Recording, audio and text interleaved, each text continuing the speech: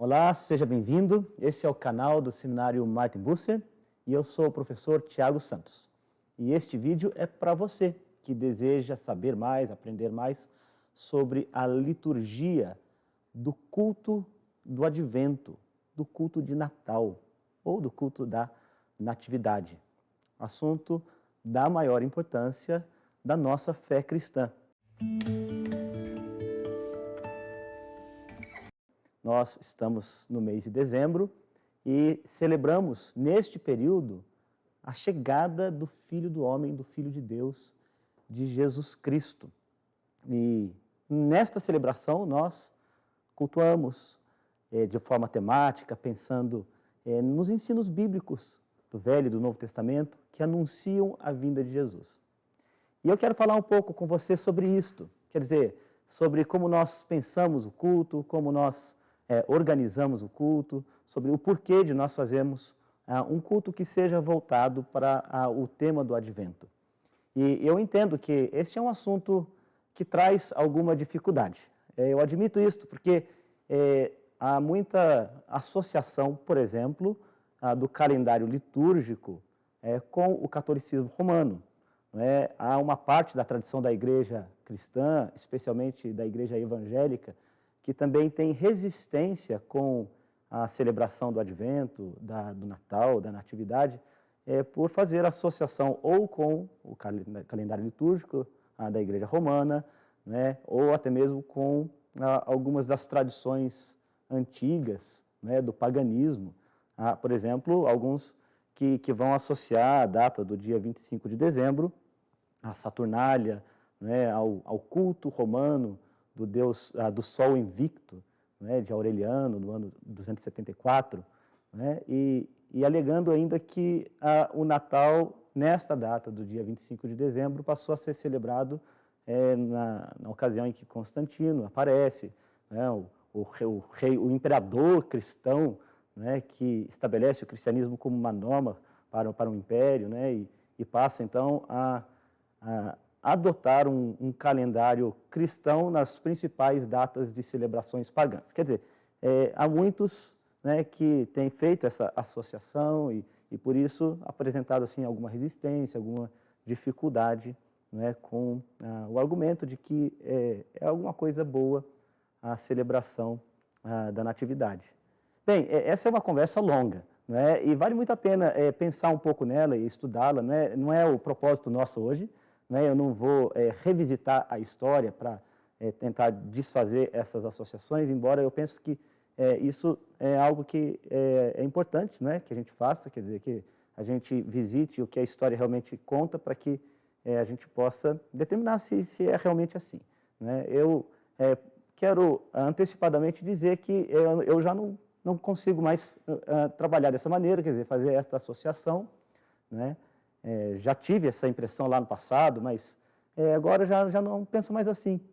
Quer dizer, não consigo conectar o nosso Natal cristão com essas festividades pagãs da antiguidade, porque há muitos registros históricos que vão demonstrar para a gente que a celebração cristã da Natividade de Cristo é uma coisa até que precede essas celebrações. Mas o meu ponto aqui é um pouco mais propositivo. Eu quero afirmar aqui o valor e a importância de a igreja cristã olhar para o ensino das Escrituras sobre a vinda do Filho de Deus ao mundo. E isto é da maior importância, primeiro porque é um tema bíblico, está nas Escrituras. Aliás, o grande assunto da Escritura é a vinda do Filho de Deus, é acerca daquilo que a Escritura de todo o Velho Testamento fala, é a promessa do Messias, que já em Gênesis aparece ali na palavra do próprio Deus, a humanidade caída, de que ele mandaria um descendente da mulher para colocar fim à realidade do pecado que esmagou a humanidade, que alienou os homens e mulheres de Deus. Esta é a promessa que é repetida vez após vez, todos os pactos que nós vemos Deus fazendo com a humanidade, de que vai redimi-la, de que vai salvá-la, de que vai resgatá-la, de que vai recriar a humanidade agora na pessoa do seu Filho. Então, toda a Bíblia fala de Cristo, né, e aponta para esse grande dia, esse grande momento em que Deus mesmo visita a humanidade na pessoa do seu Filho, né, fazendo-se homem. Então, este é o grande assunto da Bíblia, né, e por isso, por si só, isso já é razão de nós pensarmos, né, meditarmos, pregarmos, né, e celebrarmos nos nossos cultos a vinda do Filho de Deus ao mundo. Não é? Quanto à data e o período em que isso é celebrado, há alguns estudos, né, como mencionei um pouco antes, que vão justificar isto, quer dizer, alguns, por exemplo, historiadores até da fé judaica, né, normalmente remetem a data da morte de um de seus grandes profetas, né, a mais ou menos o período da concepção dele. Essa é uma tradição antiga, né, no judaísmo. Então, como Jesus, por exemplo, ele é morto no período da Páscoa judaica, né, segue-se que a sua concepção teria sido dada em dezembro, né, e essa é uma razão porque até mesmo antes, né, dessas celebrações pagãs, já haviam tradições cristãs, historiadores cristãos, que usavam o mês de dezembro como um meio, né, de lembrar e de celebrar o nascimento do Filho de Deus. Então, a questão do mês e do período é menos relevante do que o próprio fato, né, o fato de que Cristo nasceu. E este talvez seja o grande ponto do ensino e do culto de Natal, do nosso culto de Advento, né, de por que nós falamos de Cristo neste período, não é? Além do mais, é preciso reconhecer que, de alguma maneira, especialmente no Ocidente, nos lugares onde a cristandade se estabeleceu, né, como parte da cultura nossa, né, a cultura lembra do período Natal nesta época do ano. Então, se as igrejas se valem, né, de algo que é culturalmente acolhido, vamos dizer assim, né, pela sociedade, pelas comunidades, né, então podemos também fazer uso de boas oportunidades, né, para trazer Cristo de volta para o Natal. De fato, esse é um período em que a data e a celebração, o feriado cristão foi sequestrado por ceticismo, né, por um secularismo muito grande, né, um tipo de Natal sem bebê, de Natal sem Cristo. Então, trazer Cristo de volta para o Natal é uma bela missão da igreja, né? E com isso eu quero, muito assim, sinteticamente, argumentar a razão por que nós fazemos muito bem em pensar e meditar na vinda do Filho de Deus neste período do ano, né? Além do mais, se eu puder acrescentar mais um argumento, é dizer que o calendário cristão litúrgico faz parte da história da igreja e tem sido usado justamente para que os grandes temas bíblicos, né, que de alguma maneira marcaram assim a história da redenção e da revelação, que eles sejam, né, celebrados pela igreja.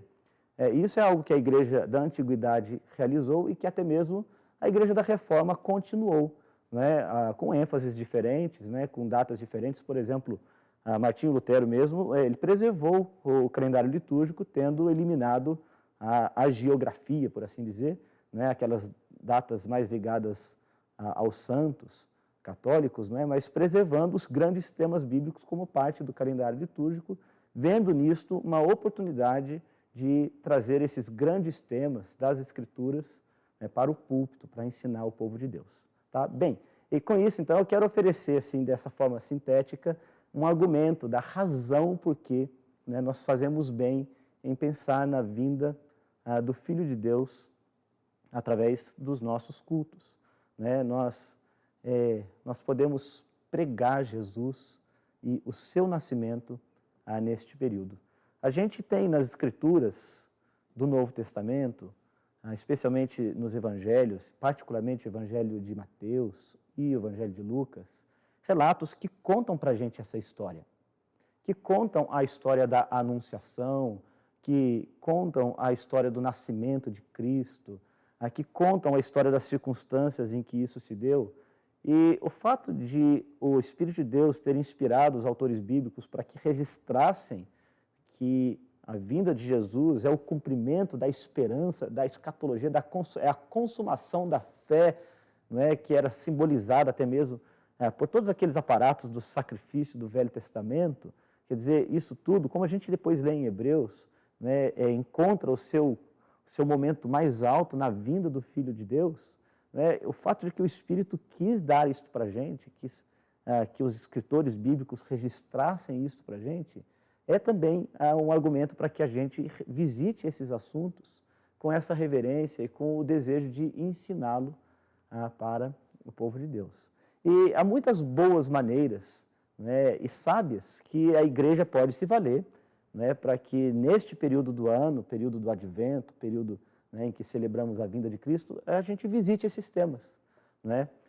Eu quero compartilhar aqui com vocês, por exemplo, a experiência pastoral que tenho, né, na minha própria igreja. Ao longo de vários anos, nós temos feito uso desse calendário litúrgico, especialmente do Advento, da Natividade, para realizarmos cultos, né, que apontem para a vinda do Filho de Deus e para os grandes momentos que antecederam a sua vinda, né, e que, de alguma maneira, vão ajudar as pessoas a entenderem a razão por que Jesus veio ao mundo. Aliás, o próprio Evangelho de Mateus explica isso para a gente, não é? Em Mateus 1, 25, na ocasião em que o anjo fala com José, e que ele explica, não é, que a noiva dele, a esposa, a mulher de quem ele estava desposada, conceberia, né, e daria à luz um filho, ele conta, ele diz por que Jesus veio ao mundo. Ele diz, e ela dará à luz um filho, e lhe porás o nome Jesus, que significa Salvador ou salvação, porque ele salvará o seu povo dos pecados deles. Se você precisa de uma razão para celebrar o Natal, eis a razão. Jesus, o Filho de Deus, ele nasceu da mulher para salvar o seu povo dos pecados deles. Esta é a razão de ser do Natal. É para isto que Cristo nasceu. É para salvar o seu povo. E o grande assunto do Natal, então, é a salvação. É a salvação que tem início na eternidade, é verdade, mas que entra na história humana pelo nascimento de Jesus. E este é um grande assunto, então, para nós trazermos ao nosso púlpito, para trazer o nosso povo lembrado da razão de ser, da natividade, ou do advento, da vinda do Filho de Deus. Mas há muitas coisas riquíssimas, né, que podemos aprender também sobre o advento. Né, e os nossos cultos voltados para isto vão nos ajudar, né, a ter no coração, né, a ter na mente este ensino que é tão edificante, que faz tão bem a alma e que pode, inclusive, nos estimular, nos encorajar à evangelização. Então, está aqui um segundo ponto importante, né, de por que a igreja deve celebrar cultos de Natal, porque isso vai suscitar no coração do povo de Deus o encorajamento e também a chamada a obedecer esse mandamento de que a gente evangelize, né?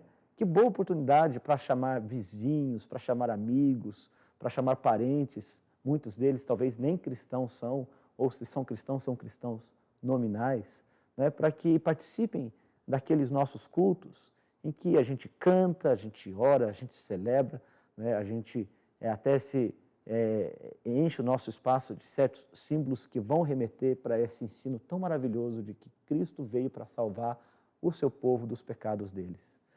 Conseguir, inclusive, pelo ensino da pregação fiel, né, desses textos bíblicos natalinos, demonstrar que o nosso Natal tem um bebê no centro, né, que, conforme diz Lutero, com seu balbuciar sustenta todo o universo. Né, tem uma pessoa no centro, que é a pessoa de Cristo. Né, os anjos anunciaram Jesus, os profetas anunciaram Jesus, né, o Pai anunciou Jesus. Ele é a razão do nosso Natal. Né, e nós podemos anunciar Jesus, então, evangelizando nesse período de Natal. Então, é uma boa razão para nós realizarmos nossos cultos de advento. E, nesse caso, pensarmos em uma liturgia que valorize esses ensinos bíblicos é algo que vai cumprir o papel de ensinar a igreja, ensinar até as crianças, ensinar o povo sobre a importância da vinda do Filho de Deus, não é? De modo que a gente pode, sim, desenvolver, por exemplo, na nossa liturgia, quer dizer, na nossa ordem de culto, cânticos que sejam voltados para esses grandes temas bíblicos, né? A redenção, a salvação, né? Que são representados no nascimento de Jesus. Né? Nós podemos ter musicais e cantatas, né? Pelos quais, ouvindo, né? Pela beleza da arte e da música, a gente possa, pela sensibilidade que isso causa também no coração, trazer para o coração da gente, para a mente da gente, a mensagem cristã do Salvador que nasceu, não é? De uma mulher virgem. Né? E todos esses grandes temas, até mesmo o nascimento sobrenatural de Jesus, virginal, que lembra a gente que ele veio ao mundo por um milagre e ele sai deste mundo pela ressurreição, que é um grande milagre, né? Que tudo isso, então, é algo que pode ser apreendido por nós, né? Quando a gente tem esses nossos cultos tematizados, voltados para o Natal. Não é? Eu falei da experiência de nossa igreja, né? E nós, por exemplo, nos últimos anos, temos dedicado o mês de dezembro todo para pensar o advento de Cristo. Né? Por exemplo, recentemente tivemos uma série de pregações voltadas para aquilo que eu chamei de os coadjuvantes do Natal, que são personagens importantes que aparecem nos relatos dos evangelhos, né, sobre esse período do Natal, mas que cercaram, né, aquele momento, cercaram a pessoa de Jesus, né, e os personagens principais como José, Maria, os anjos, e o anjo da Anunciação. A gente tem Simeão, né, a gente tem Isabel, né, a gente tem a profetisa, né, que encontra-se com Jesus no templo. Nós temos a própria circuncisão de Jesus, que é um evento curioso e importante, né, que mostra Jesus já desde a sua tenra infância como alguém que cumpre toda a lei de Deus. Quer dizer, são situações interessantes que vão ensinar para a gente. Não é? Então, esses coadjuvantes do Natal, por exemplo, foram um dos temas. Nós, em um outro ano, fizemos um tema todo baseado nos cânticos que aparecem nos evangelhos. Nós temos cânticos, né, que são celebrações, temos até o cântico dos anjos. Né? E por meio desses cânticos, né, nós também ensinamos. Né? Há muita coisa importante que a gente pode olhar no texto dos cânticos, né, e aprender e também ensinar para o povo de Deus. Né? Então, é possível nós buscarmos lá no Velho Testamento temas, né, que ajudem a gente a pensar nas promessas. Então, aí a gente pode pensar no Natal como o rei prometido, por exemplo, né, Gênesis, né, mesmo na Torá, né, quer dizer, no Pentateuco, nós temos muitas referências que apontam para o profeta, para o sacerdote, para o rei que viria. O livro dos Salmos, repleto de temas messiânicos. Temos Isaías, né, textos maravilhosos, como Isaías capítulo 9, né, um filho se nos deu, um menino nasceu da Virgem, a Virgem concebeu, né, e deu à luz um filho. Seu nome é Emanuel, é Deus forte, né, maravilhoso conselheiro, é príncipe da paz. Né, ele estabelecerá um reinado. Nós temos textos maravilhosos do Velho Testamento, né, que falam da vinda, do nascimento do Filho de Deus, que também podem ser tematizados e trazidos para o nosso culto de Natal. Então, há muitas razões, não é, para nós celebrarmos o Natal, para nós organizarmos o nosso culto em temas natalinos, para organizarmos a nossa pregação em temas do Advento, organizarmos a nossa liturgia, a nossa música, as nossas orações. Né? Este ano, por exemplo, nós, em nossa igreja, estamos convidando a igreja a orar assuntos que estejam ligados aos temas do Advento. Né? Queremos, por exemplo, orar por paz na terra aos homens a quem Deus quer bem. Né? Esta é uma expressão bíblica que aparece na ocasião do Advento.